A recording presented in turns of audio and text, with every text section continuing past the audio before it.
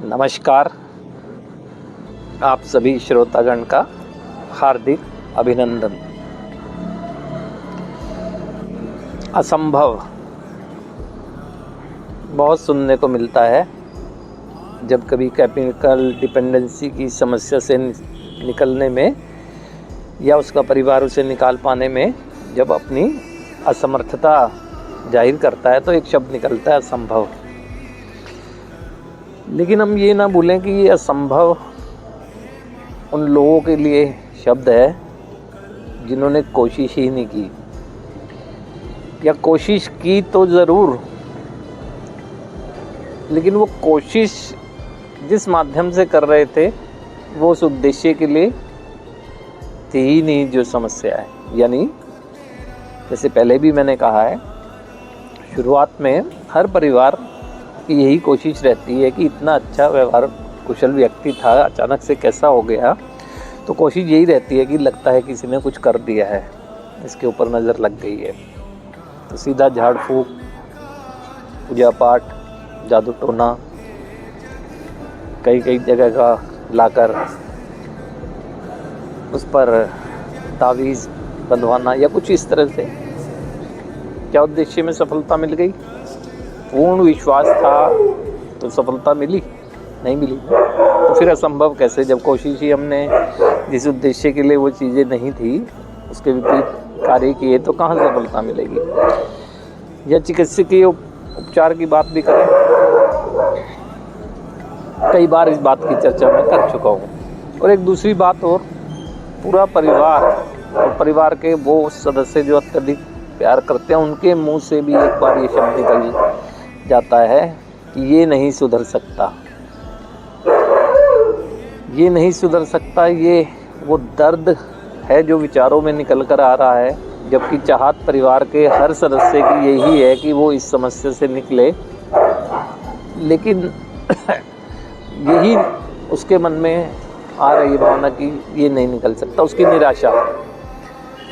निराशा ये सब कह रही है कि वो ये नहीं निकल सकता। तो अब हमें देखना यही है कि ये जो निराशा है, सबसे पहली बात तो ये, उम्मीद कभी भी नहीं छोड़नी चाहिए। एक प्रयास में सफलता मिली, दूसरा करेंगे, करते रहेंगे। उससे तो बेहतर है कि उसको समस्या के साथ ही धीरे धीरे जीवन को अंधकार में ले जाने के लिए खुला छोड़ दिया जाए।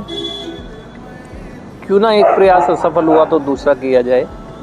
एक माध्यम से सफलता नहीं मिली है तो किसी दूसरे माध्यम को अपनाया जाए जिसके माध्यम से सफलता मिलना संभव हुआ है।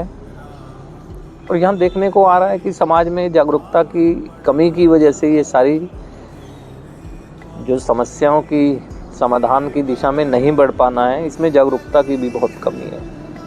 ये हमारी जो 28 डेज ट्रीटमेंट प्रोसेस है ना, इसमें हमारा पूरा फोकस इस बात पर ही है कि हम तक पहुंच रहे जो लोग हैं या पहुंचने वाले जो लोग हैं उनका तो उपचार हम करेंगे, लेकिन उसके साथ साथ बहुत ज़रूरी है परिवार को भी मार्गदर्शित करना कि वो कैसे टैकल करे। अब तक जिन बातों को वो कोशिश कहता रहा है परिवार कि हम बहुत समझाते हैं, कई समय से समझा रहे हैं, हमने बहुत समझाया है ना, वो आपने समझाया नहीं है, उसे उसकी दशा बताइए जिसका ज्ञान उसको वैसे ही है। वो अपनी दिशा का ज्ञान होने की वजह से ही तो निराश है, जीवन के हर क्षेत्र में असफल हो रहा है। वो खुद भी जानता है, उसे दूसरा अगर कह भी देगा तो उस पर और मेंटल प्रेशर आ रहा है। जब मानसिक रूप से वो प्रेशराइज है तो अच्छा सोच कैसे सकता है। और उस मानसिक दबाव से निकलने का कोई रास्ता दे नहीं रहा है उसे, केवल उसे दशा बताई जा रही है। दशा का ज्ञान तो उसे खुद भी है। दशा बताना बुरी बात नहीं है, दशा बताना एक एहसास ही करा सकता है, मात्र प्रेरित करना।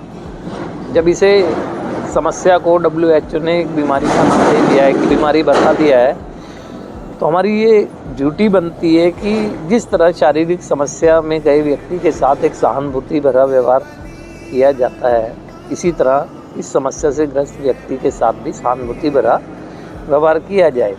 मैं मानता हूँ कि जब हाईजैक ब्रेन हो जाता है तो केमिकल के नियंत्रण में जब मस्तिष्क चला गया तो व्यवहारिक दोष चरम प्रकाष्ठा पर होते हैं। ऐसे में तिरस्कार ना करके जब वो एक ऐसी सामान्य स्थिति में हो तब गाइड किया जाना बहुत अच्छे परिणाम दे सकता है। तो हमें सबसे पहली बात उम्मीद नहीं छोड़नी है, निराश नहीं होना है, असंभव नहीं कहना है, ये नहीं सुधर सकता है ऐसा सोचना ही नहीं है। हम कभी ये भी तो देखें कि सुधार की दृष्टि से जो माध्यम उपलब्ध थे उस पर हमने अमल किया, उस पर तो बिना अनुभव के वजह से पहले ही प्रश्न चिन्ह लगा चुके होते हैं। जैसे कि मैं बता रहा हूँ रिहैबिलिटेशन सेंटर के प्रति हमारा अनुभव नहीं है रिहैबिलिटेशन सेंटर का माना कुछ, लेकिन सुनी सुनाई बातों पर प्रश्न चिन्ह लगा देते हैं, वहाँ से नहीं हो सकता। क्यों नहीं हो सकता? कहाँ वो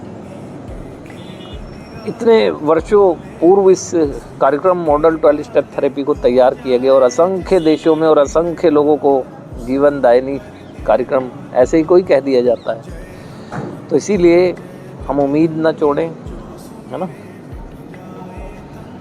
एक होप रखें, एक आशा रखें, आशावान रहें।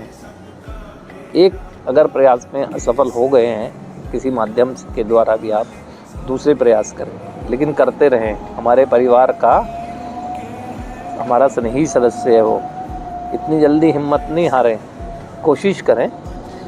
तो इसीलिए जागरूकता की तरफ ज़्यादा ध्यान दिया जाएगा। सामाजिक जागरूकता की तरफ तो हमारे अभियान चल ही रहे हैं, लेकिन जो हम अच्छी बात यह है कि अभी इतने कम समय में जो हमने प्रमोशन शुरू किया है उसका परिणाम ये हो रहा है कि काफ़ी लोग अभी आ रहे हैं और एक अवधि के बाद जा रहे हैं। क्योंकि मैंने पहले ही कहा था हमारा उद्देश्य उनके जीवन को रोकना नहीं है, फॉलोअप पीरियड में है।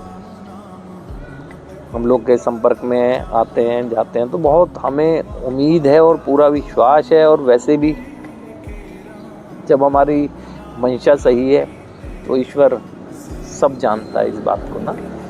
एक हमारा उद्देश्य सही है तो ईश्वर क्यों हमारे सफलता में हमारा सहयोग नहीं करेगा। लोगों का भी सहयोग मिल रहा है। तो इसीलिए निराश नहीं होना है और कुछ भी असंभव नहीं है, हर चीज़ संभव की जा सकती है ना, हर चीज़ संभव की जा सकती है। वो माउंटेन मैन की बात देखें, दशरथ मांझी, जिसने एक पहाड़ को अकेले व्यक्ति ने पहाड़ का सीना चीर कर रास्ता बना दिया, है ना, असंभव को संभव किया। तो ऐसे असंख्य उदाहरण हैं। तो इसीलिए निराश नहीं होना है। इस नशेपन की समस्या का भी समाधान है। तो इसलिए हमें एक आशावान बन के नशे की समस्या से पीड़ित व्यक्ति से एक सहानुभूति व्यवहार रखें। परिवार का सदस्य है ना, परिवार का सदस्य है, भावनात्मक जुड़ाव है परिवार का उससे। तो निराश नहीं होना है और फिर कोशिश करनी है। मैं इसी तरह आपके बीच में चर्चा के माध्यम से आता रहूँगा। आज के लिए धन्यवाद।